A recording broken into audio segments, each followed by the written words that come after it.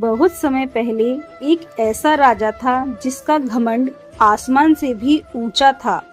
जिसे लगता था कि उसके राज्य की हर चीज, यहाँ तक कि लोगों की इज्जत भी उसकी संपत्ति है। लेकिन उसी राज्य में रहती थी एक साधारण सी स्त्री, जिसकी ताकत उसके रूप में नहीं बल्कि उसकी बुद्धि और साहस में थी। जब राजा की नजर उस पर पड़ी तो शुरू हुआ एक ऐसा खेल जिसमें ताकत और सत्ता नहीं बल्कि दिमाग और सच्चाई की जीत होने वाली थी। क्या एक साधारण औरत एक घमंडी राजा को हरा सकती है? क्या सच और बुद्धि अत्याचार पर भारी पड़ सकते हैं? जानने के लिए देखिए यह पूरी कहानी अंत तक, क्योंकि इसका अंत आपको सोचने पर मजबूर कर देगा। बहुत समय पहले की बात है। रामनगर नाम का एक समृद्ध राज्य था। राजमहल के ऊंचे बुर्जों पर जब सूरज की किरणें पड़ती तो वे इस तरह झिलमिलाती थी मानो सोने की दीवारों पर आग जल रही हो। वहां का राजा था वीरसेन, एक ऐसा शासक जो अपनी ताकत और संपत्ति पर बेहद घमंड करता था। उसके पास सब कुछ था, सोने के महल, रेशमी पर्दे, सैकड़ों दास दासियों और अनगिनत रूपवती स्त्रियां, लेकिन फिर भी उसका मन कभी नहीं भरता था। राजा को न केवल राज करना पसंद था बल्कि हर सुंदर स्त्री पर अधिकार जमाना उसकी आदत बन चुकी थी। वह मानता था कि उसके राज्य की हर चीज, यहाँ तक कि किसी की पत्नी भी उसकी संपत्ति है। महल में रात दिन मदिरा की महक और संगीत की धुनी गूंजती रहती।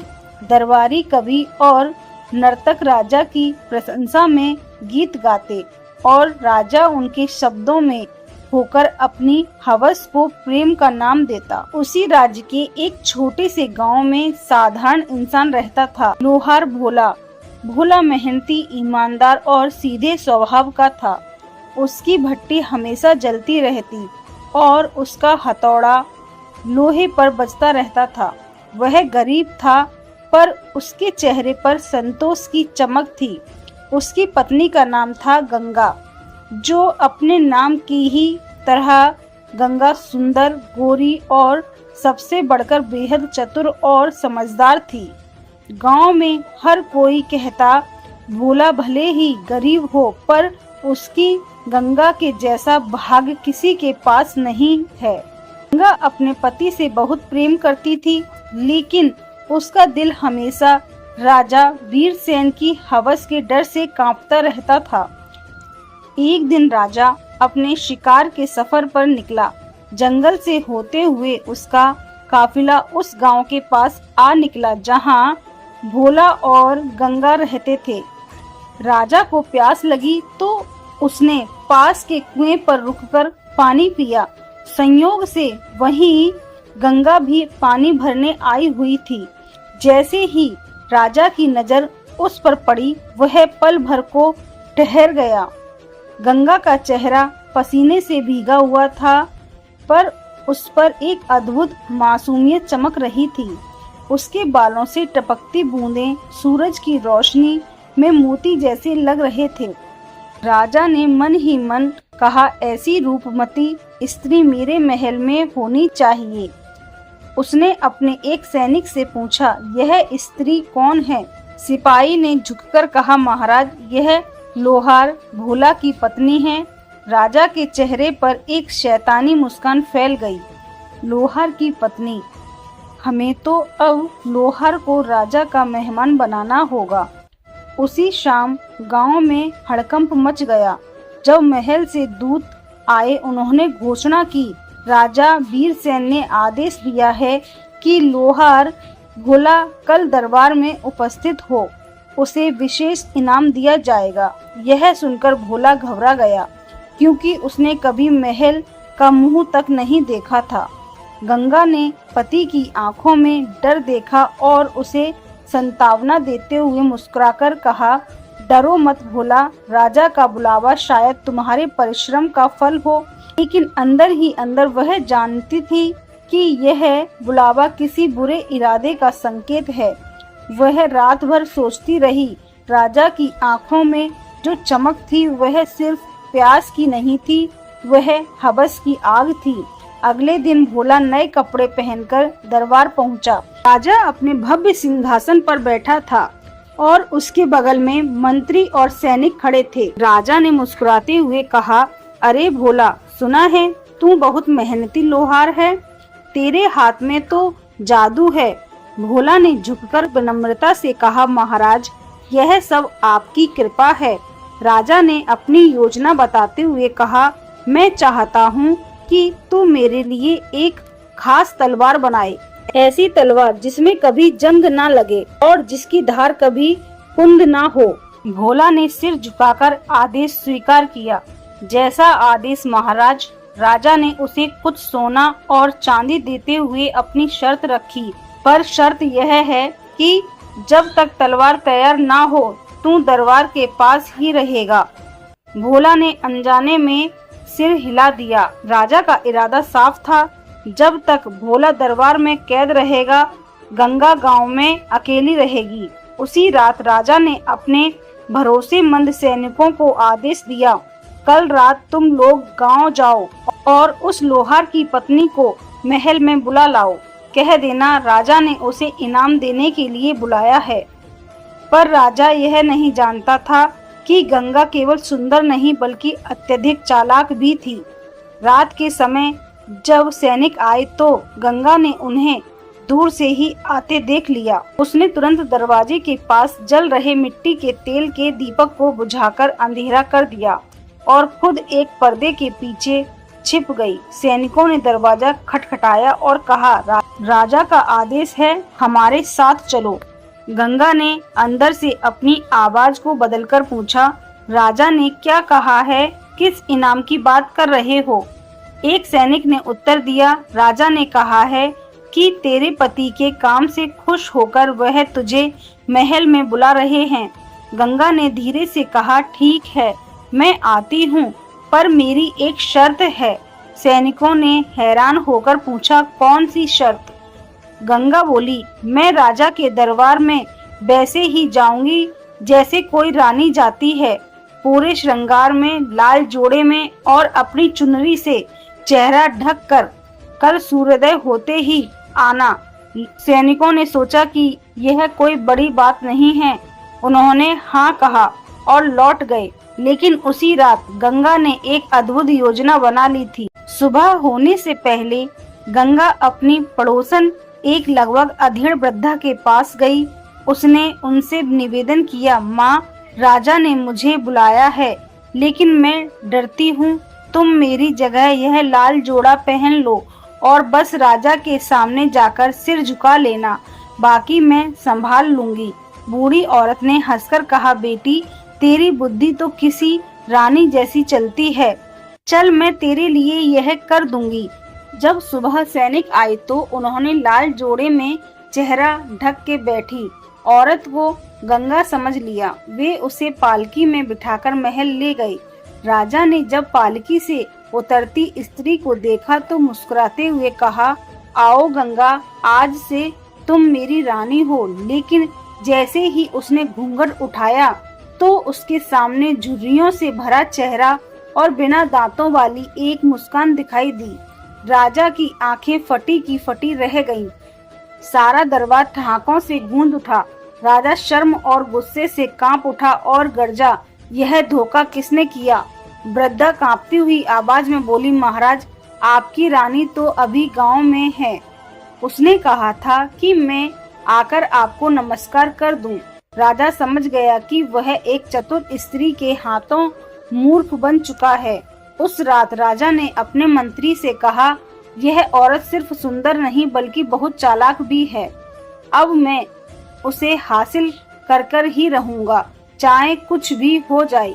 उधर गंगा ने भी ठान लिया था कि अब वह राजा को उसकी अपनी ही चाल में फंसाएगी। दरबार में हुई फजीयत से राजा वीरसेन आग बबूला हो गया। उस रात उसने अपने कक्ष की हर कीमती वस्तु तोड़ डाली। उसका घमंड चकनाचूर हो गया था और अब वह सिर्फ वासना नहीं बल्कि प्रतिशोध की आग में जल रहा था। उसने अपने धूर्त मंत्री चतुरसेन को बुलाया। राजा गरजा, चतुरसेन, उस औरत ने मेरा अपमान किया है, पूरी सभा के सामने मुझे हंसी का पात्र बना दिया है। मैं उसे तड़पता हुआ देखना चाहता हूँ।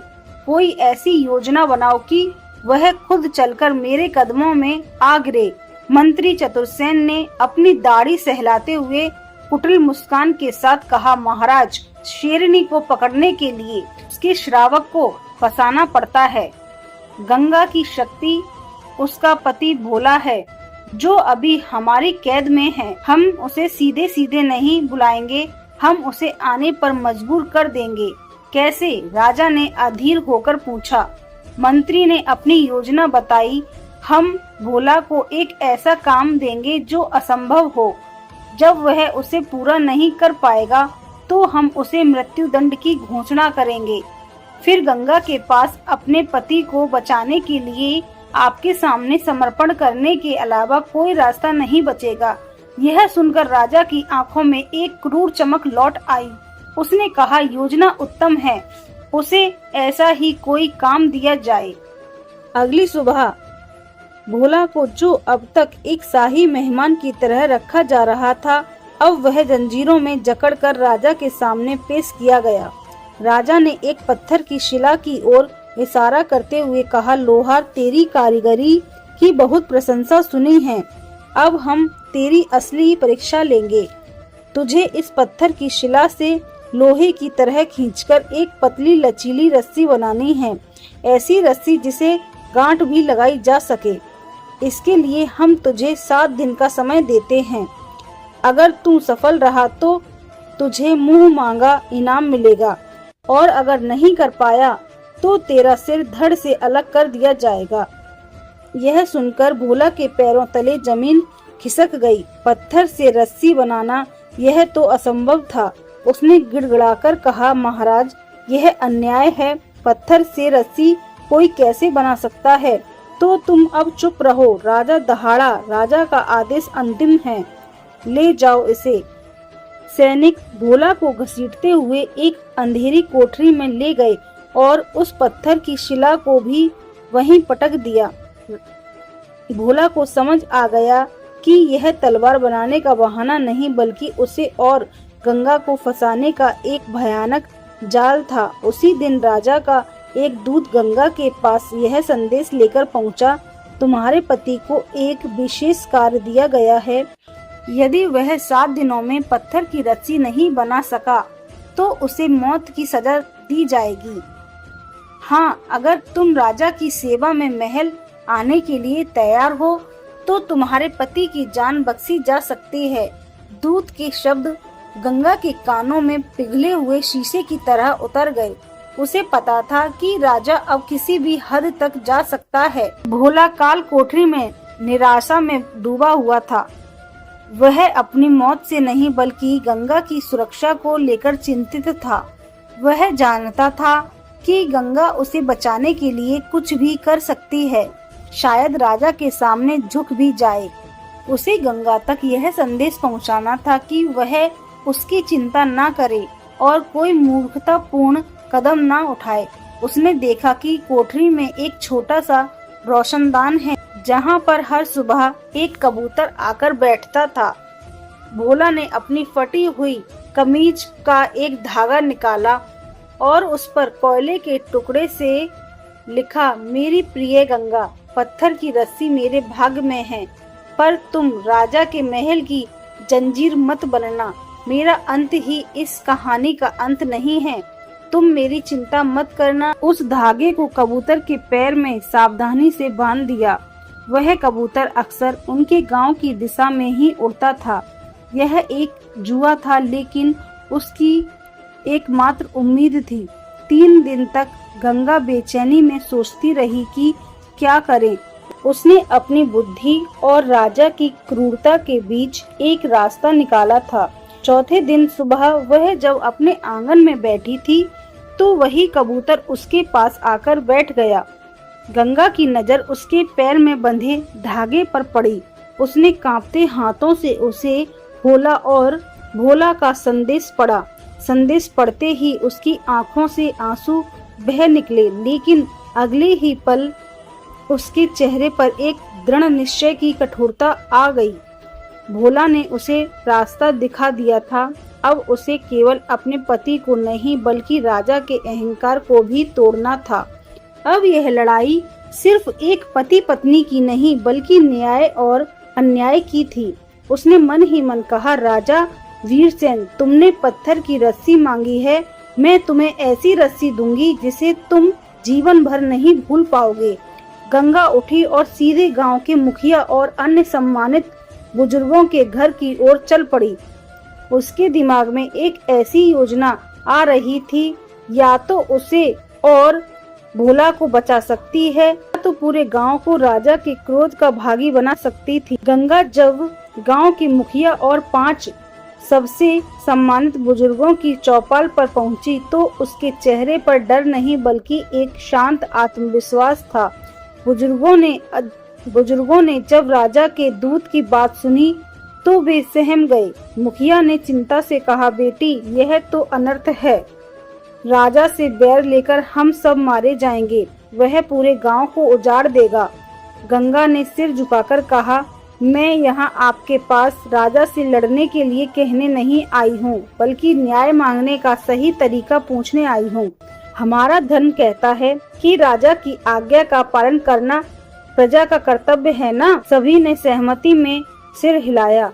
गंगा ने अपनी बात आगे बढ़ाई, तो मेरे पति भोला राजा के एक सच्चे सेवक होने के नाते उनकी हर आज्ञा का पालन करना चाहते हैं। वह पत्थर की रस्सी बनाने के लिए दिन रात एक कर देंगे, पर एक समस्या है। एक बुजुर्ग ने पूछा, कैसी समस्या? गंगा ने बड़ी मासूमियत से कहा, भोला एक साधारण लोहार है। उसने आज तक सिर्फ लोहा देखा है, उसे गलाया है और उसे आकार दिया है। उसने अपनी जिंदगी में कभी पत्थर की रस्सी नहीं देखी। वह जानता ही नहीं कि वह दिखती कैसी है, कितनी मोटी होती है या कितनी मजबूत होती है। वह राजा के लिए कोई साधारण वस्तु बनाकर उनका अपमान नहीं करना चाहता। मुखिया ने उलझन में कहा, तो तुम क्या कहना चाहती हो? साफ साफ बताओ। गंगा ने अपनी योजना का अंतिम पत्ता खोला। हम सब मिलकर राजा को एक विनम्र पत्र भेजेंगे।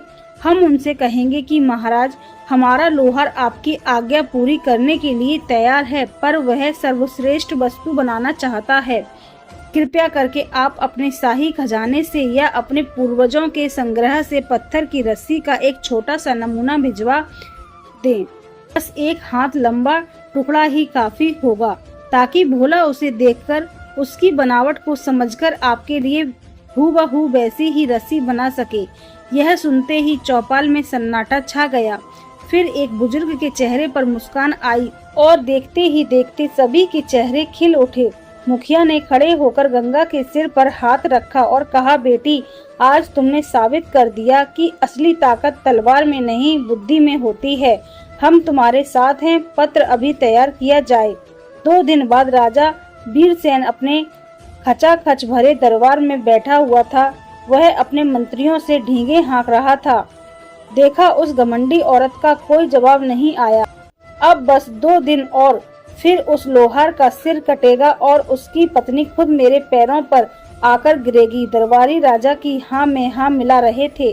तभी एक संदेशवाहक गांव से पत्र लेकर पहुंचा।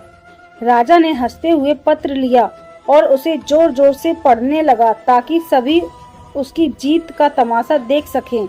आदरणीय महाराज वीरसेन और उनकी प्रजा को चरणों में प्रणाम करती हूँ। राजा की मुस्कान और चौड़ी हो गई। आपके आदेश अनुसार आपका सेवक लोहार भोला पत्थर की रस्सी बनाने के लिए पूरी तरह से तैयार है। वह आपके लिए दुनिया की सबसे उत्तम रस्सी बनाना चाहता है ताकि राज्य का नाम रोशन हो। पर एक छोटी सी विनती है। यह पढ़कर राजा थोड़ा रुका। उसने आगे पढ़ा, क्योंकि हमारे गांव में किसी ने आज तक पत्थर की रस्सी नहीं देखी, इसलिए हम आपसे विनम्र विनती करते हैं कि आप अपनी शाही कार्यशाला से उस रस्सी का एक पुराना नमूना भेज दें।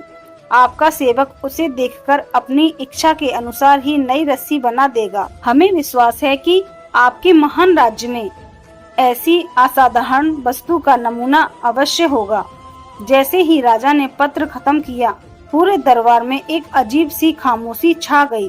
जो दरबारी कुछ पल पहले हंस रहे थे, वे अब एक दूसरे का चेहरा देख रहे थे और अपनी हंसी दबाने की कोशिश कर रहे थे। हर कोई समझ गया था कि यह कोई विनती नहीं बल्कि एक सीधा और तीखा तंज था। एक साधारण गांव की औरत ने राजा को उसी के बुने जाल में फंसा दिया था। अगर राजा कहता कि उसके पास नमूना नहीं है, तो वह खुद मान लेता कि उसने एक असंभव और मूर्खतापूर्वक आदेश दिया था, और अगर वह नमूना नहीं दे सकता तो वह भोला को सजा किस आधार पर देगा। राजा का चेहरा गुस्से और अपमान से लाल हो गया। उसने पत्र के टुकड़े टुकड़े कर दिए। वह कुछ बोल नहीं पाया, क्योंकि वह जो भी बोलता वह उसी की मूर्खता का परिणाम होता। उसने कांपती हुई आवाज में बस इतना कहा, दरबार बर्खास्त किया जाता है। राजा सिंहासन से उठा और तेजी से अपने कक्ष की ओर चला गया। उसके पीछे पीछे धूर्त मंत्री चतुरसेन भी भागा। गंगा ने यह बाजी भी जीत ली थी, लेकिन वह जानती थी कि एक घायल सांप और भी ज्यादा खतरनाक होता है। अब राजा कोई सीधी चाल नहीं बल्कि और भी भयानक और कपटपूर्ण षड्यंत्र रचेगा। अपने कक्ष में राजा वीरसेन किसी घायल शेर की तरह चक्कर काट रहा था। उसका चेहरा तमतमाया हुआ था और आंखें क्रोध से लाल थी। चतुरसेन हाथ बांधे सिर झुकाए खड़ा था। राजा दहाड़ा, उस औरत ने 2 बार भरे दरबार में मेरा मस्तक झुका दिया, पहले एक बुढ़िया को भेजकर और अब यह पत्र। पूरी प्रजा मुझ पर हंस रही होगी। चतुरसेन, अगर तुम्हारे पास अब कोई अचूक योजना नहीं है तो मैं भोला के साथ तुम्हारा भी सिर कलम कर दूंगा। चतुरसेन की आंखों में धूर्तता की चमक तैर गई। उसने कहा, महाराज शांत हो जाइए। हमने उसे बुद्धि से हराने की कोशिश की, लेकिन वह उस खेल की माहिर है। अब हम उस पर वहां से वार करेंगे जहां वह सबसे ज्यादा कमजोर है। राजा ने कहा, कहां से? मंत्री ने फुसफुसाते हुए कहा, उसके चरित्र पर, उसकी पवित्रता के अभिमान पर। हम उसे गांव वालों की नजरों में ही गिरा देंगे। जब गांव वाले ही उस पर थूकेंगे तो वह अकेली पड़ जाएगी और टूटकर आपके कदमों में होगी। योजना सुनकर राजा की सांसें तेज हो गईं। यह विचार उसे बेहद पसंद आया। कैसे करोगे यह? चतुरसेन ने बताया, महाराज आपकी सेना में सबसे रूपवान और बाकपट्टू सैनिक कौन है? राजा ने सोचा और कहा, अर्जुन वीर है। उसकी बातों में शहद और आंखों में जादू है। बस मंत्री ने कहा, हम अर्जुन वीर को गांव भेजेंगे। वह गंगा से मिलेगा और उसे आपकी तरफ से माफी मांगने और दोस्ती का नाटक करेगा। वह उसे अपनी बातों के जाल में फंसाने की कोशिश करेगा। चाहे वह सफल हो या ना हो, कोई फर्क नहीं पड़ता। एक दिन बाद अर्जुन वीर लौटकर पूरे दरबार में यह कहानी फैला देगा कि गंगा का चरित्र ठीक नहीं है और उसने पति की अनुपस्थिति में उसे अपने घर पर आमंत्रित किया। राजा की क्रूर हंसी पूरे कक्ष में गूंज उठी। वाह मंत्री, यह योजना है। जब उस पर चरित्रहीन होने का दाग लगेगा तो कोई उसकी बुद्धिमानी की प्रशंसा नहीं करेगा। फिर हम न्याय का ढोंग करेंगे। अगले दिन सैनिक अर्जुनवीर एक साधारण नागरिक के भेष में गंगा के गांव पहुंचा। उसने गंगा को उसके घर के बाहर काम करते देखा और उसके पास जाकर बड़ी विनम्रता से कहा, देवी, मैं महल का एक कर्मचारी हूँ। मैं राजा के अन्यायपूर्ण व्यवहार से बहुत दुखी हूँ। मैं और कुछ अन्य दरबारी आपकी बुद्धिमानी के कायल हैं और चुपके से आपकी मदद करना चाहते हैं। उसकी आंखें अर्जुनवीर के चिकने चुपड़े चेहरे के पीछे का सच पर पड़ रही थीं। उसने बिना कोई भाव दिखाए रूखे स्वर में कहा, मुझे किसी की मदद की आवश्यकता नहीं है। मेरा विश्वास मेरे पति के साथ और ईश्वर के न्याय पर है। आप अपना मार्ग लें। अर्जुनवीर ने फिर कोशिश की, लेकिन देवी, राजा बहुत क्रूर है, वह आपके पति को नहीं छोड़ेगा। आपको एक मित्र की आवश्यकता है। गंगा ने अपनी झोपड़ी का दरवाजा बंद करते हुए शांति से कहा, जो बिना बुलाए मित्रता का हाथ बढ़ाए, वह या तो देवता होता है या धोखेबाज, और इस राज्य में देवता बस मंदिरों में रहते हैं। कृपया यहाँ से चले जाइए। अर्जुनवीर का चेहरा उतर गया। उसे अपनी पूरी जिंदगी में किसी स्त्री ने इस तरह से अपमानित नहीं किया था। वह अपमान की आग में जलता हुआ महल लौट गया। उसने राजा और मंत्री के सामने जाकर झूठी कहानी गढ़ी। महाराज, मैं क्या बताऊं, वह स्त्री तो मेरे रूप पर मोहित हो गई। उसने मुझे रात में अपने घर आने का निमंत्रण दिया। उसने कहा कि उसका पति तो वैसे भी मरने वाला है, क्यों ना हम दोनों एक नया जीवन शुरू कर। मैं तो बड़ी मुश्किल से अपनी इज्जत बचाकर वहाँ से भागा हूँ। यह सुनते ही राजा ने विजय का अट्टहास किया। उसे जो चाहिए था वह मिल गया था।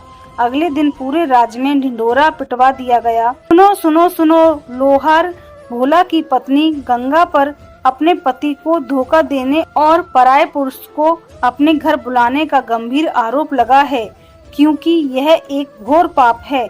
महाराज वीरसेन ने यह निर्णय लिया है कि गंगा को अपनी पवित्रता साबित करने का एक अवसर दिया जाएगा। आज से 5वें दिन सूर्योदय के समय राजधानी के मुख्य चौराहे पर गंगा को अग्नि परीक्षा देनी होगी। उसे जलते हुए कोयलों पर चलकर अपनी सच्चाई साबित करनी होगी। यदि वह सफल रही तो उसे और उसके पति को सम्मान सहित मुक्त कर दिया जाएगा, और यदि उसके पैर जल गए तो उसे पापी मानकर मृत्युदंड दे दिया जाएगा। यह घोषणा जब गांव पहुंची तो हाहाकार मच गया। जिन गांव वालों ने गंगा की बुद्धि की प्रशंसा की थी, वे अब डर और संदेश से पीछे हट गए। चरित्र का आरोप बहुत गंभीर था। परीक्षा का नाम सुनकर ही लोगों की रूह कांप गई। मुखिया और बुजुर्ग भी चुप हो गए। यह मामला अब बुद्धि का नहीं बल्कि आस्था और अंधविश्वास का बन गया था। गंगा अपनी झोपड़ी में अकेली खड़ी थी। उसने घोषणा सुनी और उसकी आंखें बंद हो गईं। राजा ने उसे हर तरफ से घेर लिया था। बाहर जलते कोयलों का रास्ता था और भीतर समाज की संदेह और आत्मविश्वास की आग। उधर कालकोठरी में बंद भोला तक भी यह खबर पहुंची। यह सुनकर वह पागल सा हो गया। वह लोहे के दरवाजों पर अपना सिर पटकने लगा। उसकी पत्नी, उसकी गंगा, जिसके चरित्र की वह कसमें खा सकता था, उस पर ऐसा लांछन, और उसे बचाने के लिए वह कुछ नहीं कर सकता था। गंगा के पास अब 5 दिन थे। 5 दिन यह तय करने के लिए कि वह जलते कोयलों पर चलेगी या राजा के अहंकार को जलाने के लिए एक नई और भी भयानक योजना बनाएगी। इस बार दांव पर सिर्फ भोला की जान नहीं बल्कि उसका अपना अस्तित्व और सम्मान था। गांव में जहां मातम और फुसफुसाहट का माहौल था, वहीं गंगा की झोपड़ी में एक अद्भुत शांति थी। उसने अगले 2 दिन किसी से बात नहीं की। वह न रोई न चिल्लाई। वह बस सुबह उठती ईश्वर की प्रार्थना करती और अपने घर के कामों में लगी रहती, मानो कुछ हुआ ही ना हो। उसकी यह शांति गांव वालों के लिए रहस्य बन गई। कुछ ने कहा कि वह सदमे में पागल हो गई है। दूसरों ने कहा कि शायद वह कोई डायन है जिसे आग का डर भी नहीं है। भोला के पास कोठरी में खाना ले जाने वाला एक बूढ़ा सिपाही था, जिसके मन में भोला के लिए थोड़ी दया थी। भोला ने जब उससे गिड़गिड़ाकर गंगा का हाल पूछा तो सिपाही ने बताया, वह बिल्कुल शांत है, न आंखों में आंसू न चेहरे पर शिकन, बस एक अजीब सा तेज है उसके चेहरे पर। यह सुनकर भोला की झटपटाहट और बढ़ गई।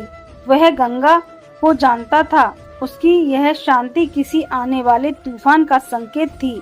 अग्नि परीक्षा से ठीक 2 दिन पहले गंगा ने स्नान किया, सबसे अच्छा वस्त्र पहना और अपनी झोपड़ी से बाहर निकली। वह राजधानी की ओर पैदल ही चल पड़ी। गांव वाले उसे जाते हुए देखते रहे। किसी की हिम्मत नहीं हुई उसे रोकने या कुछ पूछने की। लेकिन गंगा राजा के महल नहीं गई। वह सीधे राज्य के सबसे बड़े मंदिर पहुंची, जहां राजगुरु यानी राज्य के मुख्य पुजारी निवास करते थे। राजगुरु एक ज्ञानी लेकिन परंपरावादी व्यक्ति थे और राजा भी उनके धार्मिक आदेशों को टालने का साहस नहीं करता था। गंगा उनके चरणों में बैठ गई। राजगुरु ने उसे देखा और कहा, पुत्री, हमने तुम्हारे बारे में सुना है। यदि तुमने पाप किया है तो पश्चाताप करो और यदि निर्दोष हो तो ईश्वर पर भरोसा रखो।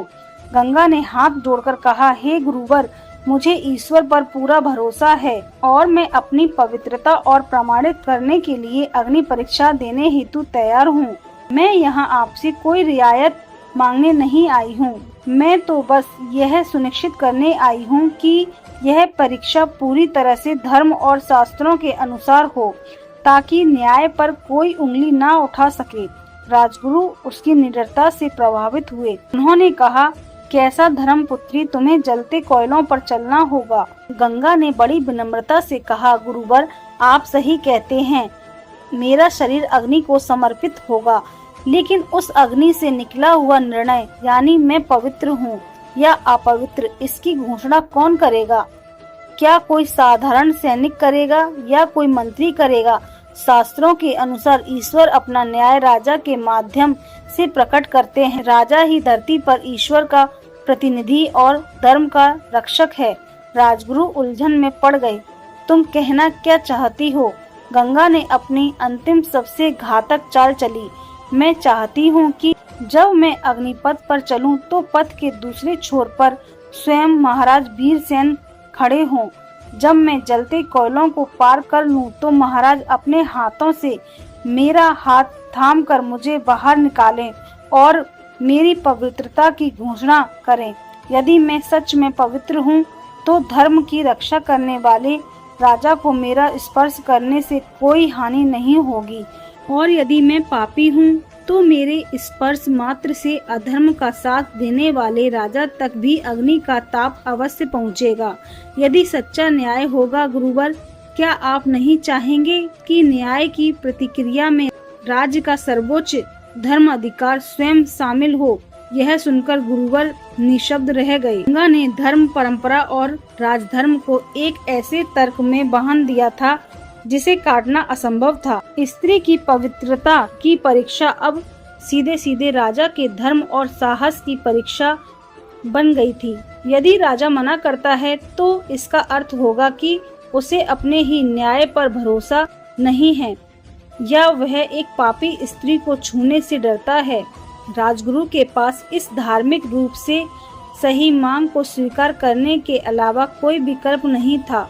जब राजगुरु ने यह शर्त राजा वीरसेन को बताई तो वह सिंहासन से उछल पड़ा। यह असंभव है, यह मेरा अपमान है। वह औरत मुझसे खेल रही है, मैं वहां नहीं जाऊंगा। मंत्री चतुर्सेन का चेहरा भी पीला पड़ गया था। वह फुसफुसाया, महाराज, अब आप पीछे नहीं हट सकते। राजगुरु ने इस शर्त पर अपनी मोहर लगा दी है। पूरी प्रजा के सामने इसे धर्म सम्मत बताया गया है। अगर आप अब मना करेंगे तो प्रजा यही समझेगी कि राजा अपनी ही प्रजा की सच्चाई का सामना करने से डरता है। आपका सारा प्रभाव मिट्टी में मिल जाएगा। राजा वीरसेन समझ गया कि वह फंस चुका है। गंगा ने उसे एक ऐसे दौराये पर लाकर खड़ा कर दिया था जहां एक तरफ कुआं था और दूसरी तरफ खाई। उसे क्रोध में हाँ कहना ही पड़ा। अग्नि परीक्षा का दिन आ गया। राजधानी का मुख्य चौराहा लोगों से खचाखच भरा था। एक 10 फुट लंबा और 3 फुट चौड़ा रास्ता दहकते हुए लाल कोयलों से तैयार किया गया था।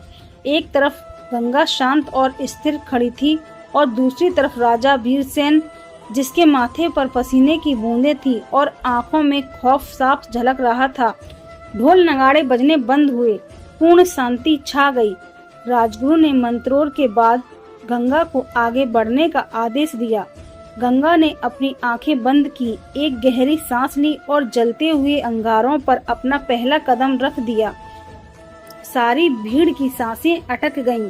अब सवाल यह नहीं था कि गंगा जलेगी या नहीं, सवाल यह था कि गंगा जब जलते हुए अंगारों पर चलकर राजा के पास पहुंचेगी तो क्या होगा।